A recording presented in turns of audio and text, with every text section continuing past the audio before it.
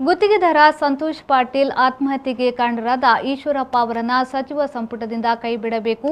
ಇಂಧನ ಹಾಗೂ ಅಗತ್ಯ ವಸ್ತುಗಳ ಬೆಲೆ ಏರಿಕೆಯ ವಿರುದ್ಧ ಮಂಗಳೂರು ವಿಧಾನಸಭಾ ಕ್ಷೇತ್ರ ಎಸ್ಡಿಪಿಐ ಪ್ರತಿಭಟನಾ ಮೆರವಣಿಗೆಯನ್ನ ನಡೆಸಿ ತೊಕ್ಕೊಟ್ಟು ಜಂಕ್ಷನ್ನಲ್ಲಿ ಪ್ರತಿಭಟನಾ ಸಭೆಯನ್ನ ನಡೆಸಿದ್ರು.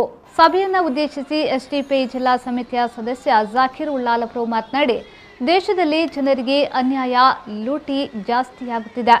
ಸಂತೋಷ್ ಆತ್ಮಹತ್ಯೆ ಇಡೀ ದೇಶವನ್ನೇ ಅಲ್ಲೋಲ ಕಲ್ಲೋಲ ಉಂಟು ಮಾಡಿದೆ. ಇದಕ್ಕೆ ನೇರ ಕಾರಣ ಈಶ್ವರಪ್ಪ ಆಗಿದ್ದಾರೆ ಎಂದು ಸಂತೋಷ್ ಅವರ ಪತ್ನಿ ಆರೋಪ ಮಾಡಿದ್ದಾರೆ. ಈ ಕಾರಣದಿಂದ ಈಶ್ವರಪ್ಪ ಅವರನ್ನ ಸಂಪುಟದಿಂದ ಕೈಬಿಟ್ಟು ಅವರನ್ನ ಬಂಧಿಸಬೇಕು. ಜನ ವಿರೋಧಿ ನೀತಿ ಅನುಸರಿಸುತ್ತಿರುವ ಬಿಜೆಪಿ ಸರ್ಕಾರ ಬೆಲೆ ಇಳಿಕೆಯನ್ನ ಮಾಡಿ ಜನರಿಗೆ ನ್ಯಾಯ ಒದಗಿಸಬೇಕು ಎಂದು ಒತ್ತಾಯಿಸಿದರು.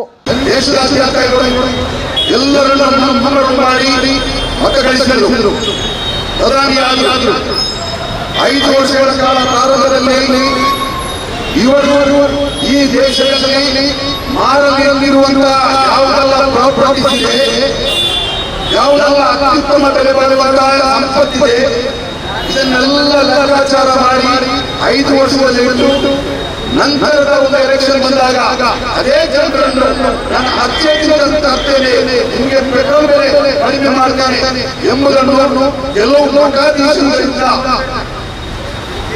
ಅವರಿಗೆ ಸುಳ್ಳು ಹೇಳಿ ಪಾಪ ಮಠಾಧೀಶರು ಜನರನ್ನು ನಂಬಿಸುವಲ್ಲಿ ಯಶಸ್ವಿಯಾದರು. ಮಠಾಧೀಶರ ಮಾತು ಕೇಳಿದ ಮತದಾರರು ಏನೋ ಒಂದು ಸತ್ಯ ವಿಚಾರ ಪ್ರಸ್ತಾವನೆ ಆಗ್ತಾ ಇದೆ, ಮಠಾಧೀಶರು ಯಾವುದಾದ್ರೂ ಕೂಡ ಬರಲ್ಲ, ಅವರ ಮಾತಿಗೆ ಅಂತ ಹೇಳಿ ಗುಣ ಅವರನ್ನು ಆಯ್ಕೆ ಮಾಡಿ ಈ ಆಯ್ಕೆ ಮಾಡಿದ ಮೋದಿಯವರು ನಂತರದ ಕಾಲದಲ್ಲಿ ಈ ಭಾರತ ದೇಶದ ಒಂದೊಂದೇ ಅಮೂಲ್ಯವಾದ ಪ್ರಾಪರ್ಟಿಗಳನ್ನು ಅದಾನಿ ಅಂಬಾನಿ ಹೇಳಿದರು. ಇದರ ಮಧ್ಯದಲ್ಲಿ ಒಂದೊಂದೇ ಪ್ರಾಪರ್ಟಿಗಳನ್ನು ಮಾಡ್ತಾ ಇದ್ದಾಗ ಇಲ್ಲಿ ದಿನದಿಂದ ದಿನಕ್ಕೆ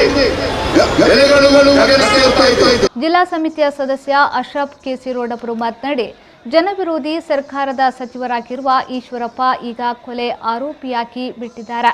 ಹಿಜಾಬ್ ವಿಷಯದಲ್ಲಿ ಆಗಾಗ ಮುಸ್ಲಿಮರಿಗೆ ಕಿರುಕುಳ ನೀಡುತ್ತಿದ್ದ ರಘುಪತಿ ಭಟ್ರವರು ಸರ್ಕಾರ ಮತ್ತು ಈಶ್ವರಪ್ಪರ ಬಗ್ಗೆ ಅರ್ಥ ಮಾಡಿಕೊಳ್ಳಬೇಕು. ಸರ್ಕಾರ, ಆಡಳಿತ, ಕಾನೂನು ಯಾವ ಮಟ್ಟದಲ್ಲಿ ಇದೆ ಎಂದು ಜನರಿಗೆ ಈಗ ಅರ್ಥವಾಗಿದೆ ಎಂದು ಹೇಳಿದರು.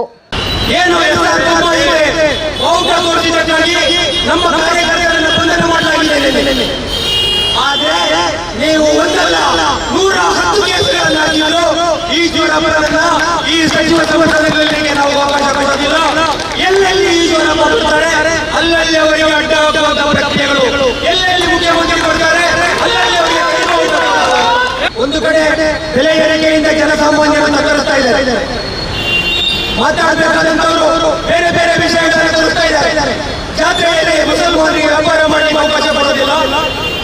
ಮುಸಲ್ಮಾನರ ಆಟದಲ್ಲಿ ಹಿಂದೂಗಳು ಆಡಬಾರ್ದು, ಹಿಂದೂಗಳ ಆಟದಲ್ಲಿ ಮುಸಲ್ಮಾನರು ಆಡಬಾರ್ದು, ಅಲ್ಲಂತೆ ಎಂತಹ ಗಡಿಗಡಿಗಳನ್ನು ಸಮಾಜದ ಮುಂದೆ ಮಾತಾಡ್ತಾ ಇದ್ದಾರೆ.